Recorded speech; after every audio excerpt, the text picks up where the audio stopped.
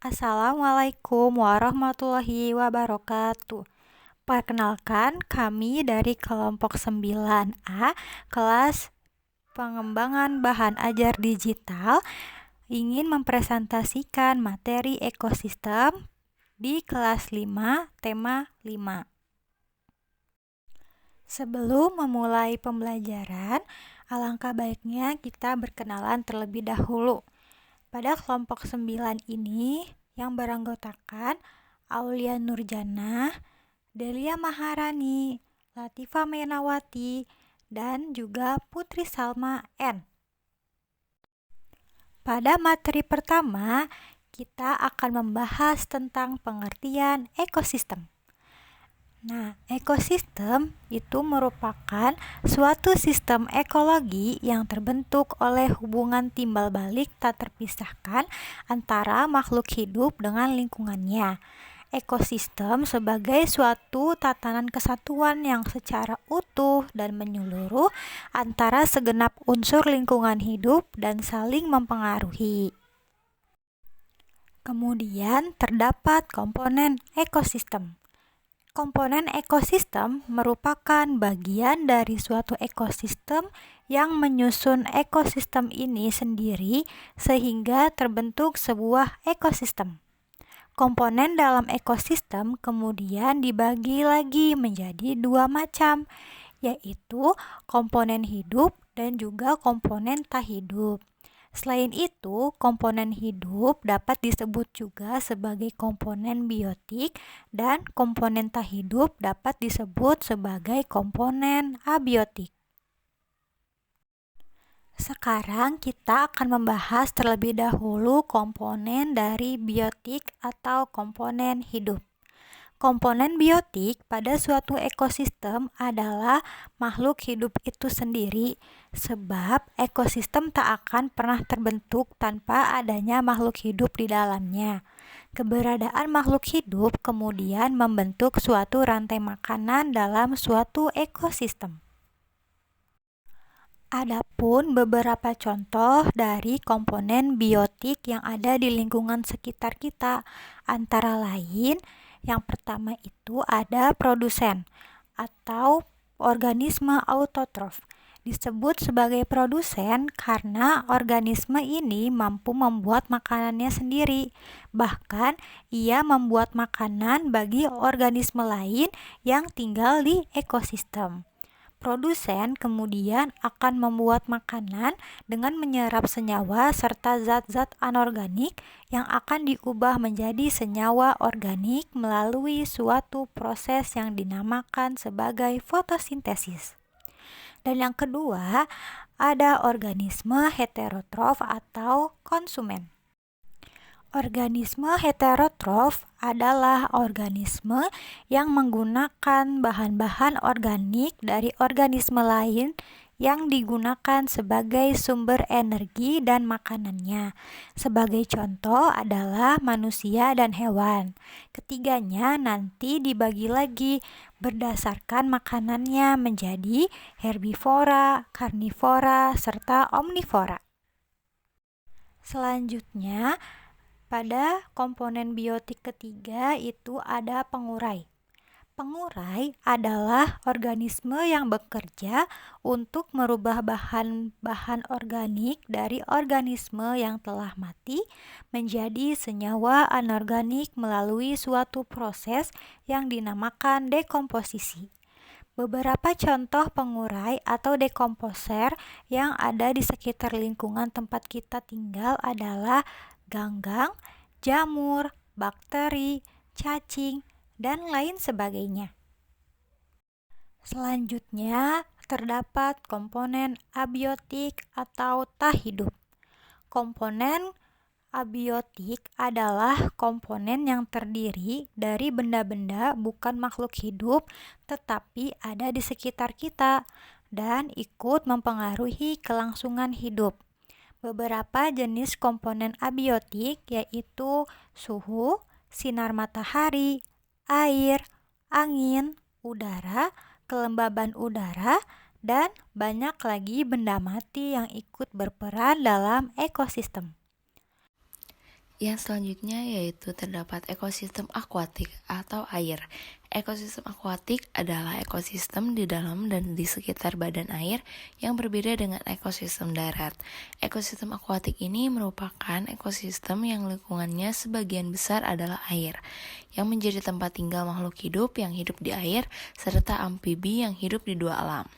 Sekalipun demikian, ekosistem akuatik masih memiliki daratan sebagai pelengkapnya. Contoh dari ekosistem akuatik ini terbagi menjadi 8. Yang pertama yaitu terdapat air tawar, yang kedua air laut, yang ketiga estuari atau muara, yang keempat pantai, yang kelima sungai, yang keenam terumbu karang, yang ketujuh laut dalam, dan yang kedelapan yaitu lamun. Yang pertama yaitu air tawar. Ciri-ciri ekosistem air tawar yaitu variasi suhu tidak mencolok, penetrasi cahaya kurang, dan terpengaruh oleh iklim dan cuaca. Macam tumbuhan yang terbanyak adalah jenis ganggang, sedangkan lainnya tumbuhan biji. Hampir semua filum hewan terdapat dalam air tawar ini. Nah, organisme yang hidup di air tawar pada umumnya telah beradaptasi. Yang kedua yaitu air laut. Habitat laut atau oseanik ditandai salinitas atau kadar garam yang tinggi dengan ion CI mencapai 55%, terutama di daerah laut tropik. Karena suhunya tinggi dan penguapannya besar. Nah, di daerah tropik ini, suhu laut sekitar 25 derajat Celcius. Perbedaan suhu bagian atas dan bawah tinggi, sehingga terdapat batas antara lapisan air yang panas di bagian atas dengan air yang dingin di bagian bawah yang disebut dengan daerah termoklin. Yang ketiga yaitu estuari atau muara. Muara ini merupakan tempat bersatunya sungai dengan laut.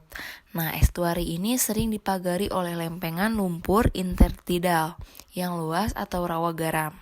Ekosistem estuari ini memiliki produktivitas yang tinggi dan kaya akan nutrisi. Komunitas tumbuhan yang hidup di estuari antara lain rumput rawa garam, ganggang, dan fitoplankton. Komunitas hewan lainnya yaitu terdapat berbagai cacing, kerang, kepiting, dan ikan. Yang selanjutnya yaitu terdapat pantai. Ekosistem pantai ini merupakan salah satu ekosistem paling dinamis dan kompleks di dunia. Nah, terletak di perbatasan antara daratan dan lautan. Ekosistem pantai ini mencakup sejumlah komponen biologis, fisik, dan kimia yang berinteraksi secara kompleks. Sebagai tempat berkembang biaknya berbagai jenis biota laut, tanaman bakau atau mangrove, dan juga sebagai sarana pelestarian pantai dari ancaman abrasi air laut. Yang selanjutnya yaitu sungai. Sungai adalah suatu badan air yang mengalir ke satu arah. Air sungai dingin dan jernih serta mengandung sedikit sedimen dan makanan. Aliran air ini dan gelombangnya secara konstan memberikan oksigen pada air. Suhu air bervariasi sesuai dengan ketinggian dan garis lintangnya. Ekosistem sungai dihuni oleh hewan seperti ikan, kucing, gurame, kura-kura, ular, dan buaya. Yang selanjutnya yaitu terumbu karang, terdiri dari koral yang berada dekat pantai. Efisiensi ekosistem ini sangat tinggi. Hewan-hewan yang hidup di karang memakan organisme mikroskopis dan sisa organik lainnya. Berbagai invertebrata, mikroorganisme, dan ikan hidup di antara karang dan ganggang. Herbivora seperti siput, landak laut, ikan menjadi mangsa bagi gurita, binatang laut, dan ikan karnivora. Kehadiran terumbu karang ini di dekat pantai membuat pantai menjadi memiliki pasir yang putih. Yang selanjutnya yaitu laut dalam. Ekosistem laut dalam ini berada pada kedalaman laut yang tidak mendapatkan cahaya matahari dan mengandung lebih sedikit oksigen seperti palung laut. Kedalamannya lebih dari 6.000 meter. Dalam ekosistem laut ini dapat beberapa spesies ikan yang dapat hidup dalam tekanan tinggi seperti angelfish, British mouth, black swallow, eelford, raja herring, fish, dan sebagainya. Yang selanjutnya yaitu lamun. Lamun atau seagrass adalah satu-satunya kelompok tumbuh-tumbuhan berbunga yang hidup di lingkungan laut. Tumbuh-tumbuhan ini hidup di habitat perairan pantai yang dangkal. Seperti halnya rumput di darat, mereka mempunyai tunas berdaun yang tegak dan tangkai-tangkai yang merayap yang efektif untuk berbiak. Lamun ini berbunga, berbuah, dan menghasilkan biji. Nah, mereka ini juga memiliki akar dan sistem internal untuk mengangkut gas dan zat-zat hara. Nah, untuk selanjutnya yaitu ekosistem darat. Ekosistem darat tidak bisa dipisahkan dengan kehidupan manusia. Ini karena manusia hidup dan tinggal di daratan. Ekosistem merupakan tatanan kesatuan kompleks yang membuat habitat tumbuhan binatang yang menjadi bagian rantai atau siklus materi dari serta aliran energi. Nah, di ekosistem darat ini susunan komponennya dipengaruhi oleh beberapa faktor, yakni iklim, keadaan tanah, kelembapan, curah hujan, dan sinar matahari. Adapun jenis-jenis ekosistem darat yang pertama yaitu gurun. Gurun merupakan ekosistem darat yang didominasi oleh flora dan fauna tertentu. Ekosistem ini identik dengan iklim yang kering dan curah hujan yang sedikit. Adapun contoh dari beberapa flora fauna yang hidup di gurun yaitu kaktus, kadal, rodentia, ular, dan katak.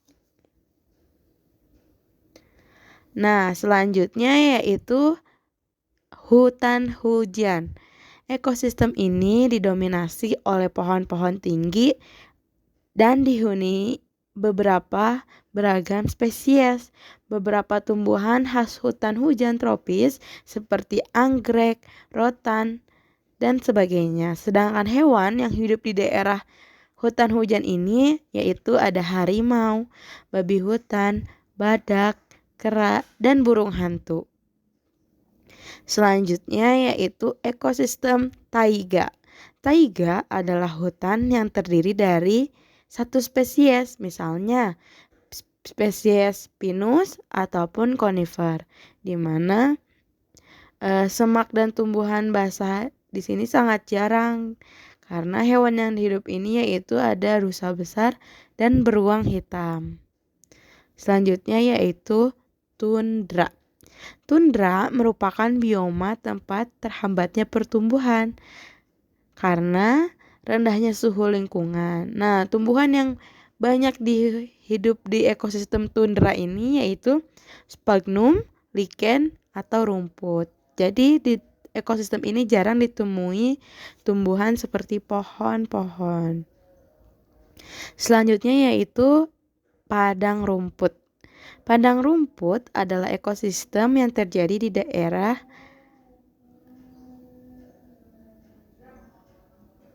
hewan yang hidup di ekosistem ini adalah serigala, gajah, kanguru, jerapah, zebra, singa, ular, dan bison.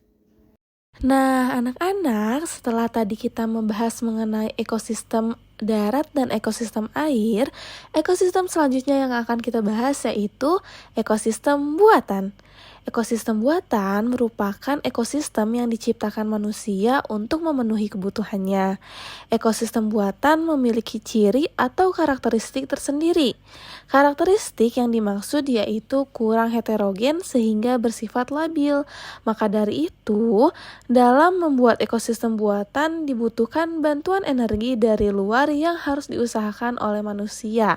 Jadi, perbedaan dari ekosistem darat dan ekosistem air yaitu ekosistem ini tidak bisa berjalan dengan sendirinya tanpa bantuan manusia. Berikut ini merupakan contoh dari ekosistem buatan.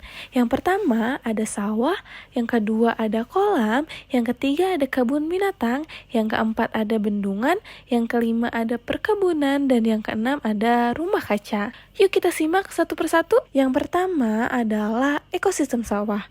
Sawah merupakan ekosistem buatan yang sengaja dibuat manusia sehingga memudahkan proses menanam pangan seperti padi. Nantinya padi akan menjadi beras yang merupakan salah satu kebutuhan pokok manusia. Pada sawah, komponen biotiknya yaitu padi, rumput, hewan-hewan seperti katak, keong, dan cacing. Sedangkan komponen abiotiknya yaitu tanah, air, batu, udara, serta cahaya. Yang kedua yaitu kolam. Kolam adalah salah satu contoh ekosistem buatan yang dibentuk dengan tujuan sebagai hiasan. Komponen biotik di kolam sendiri yaitu ada ikan, katak, cacing, dan lain sebagainya. Lalu komponen abiotiknya ada air sebagai media hidup ikan dan makhluk biotik lainnya, lalu ada tanah, batu, dan cahaya matahari. Yang ketiga yaitu kebun binatang. Contoh nyata dari ekosistem lainnya yaitu kebun binatang. Kebun binatang sengaja dibuat menyerupai alam liar. Komponen biotik yang terdapat di kebun binatang yaitu beragam hewan darat, air, ataupun udara. Sedangkan komponen abiotiknya ada air, tanah, batu, cahaya, dan masih banyak lagi. Yang keempat yaitu bendungan. Bendungan dibuat untuk dapat mengelola sumber daya air. Fungsi bendungan digunakan sebagai penyediaan air. Hal ini termasuk untuk pengendalian banjir dan urusan pembangkit listrik tenaga air. Yang kelima yaitu perkebunan. Perkebunan memiliki varietas genetik yang rendah karena biasanya hanya terdiri dari satu jenis tumbuhan saja. Perkebunan memiliki sedikit hewan karena sebagian besar dianggap dapat mengganggu produktivitas lahan. Contoh perkebunan yang merupakan ekosistem buatan adalah perkebunan sawit, kopi, tembakau, teh, kakao, tebu, kapas, dan pohon karet. Yang keenam yaitu rumah kaca. Rumah kaca adalah ekosistem terestrial buatan yang terbuat dari kaca. Rumah kaca memiliki berbagai ukuran dan berbagai jenis tumbuhan. Rumah kaca dibuat untuk mengoptimalkan sinar matahari dan mengontrol lingkungan agar tumbuhan tumbuh dengan baik. Nah, anak-anak, sekian pembelajaran hari ini mengenai materi ekosistem. Sampai jumpa pada pertemuan berikutnya. Wassalamualaikum warahmatullahi wabarakatuh.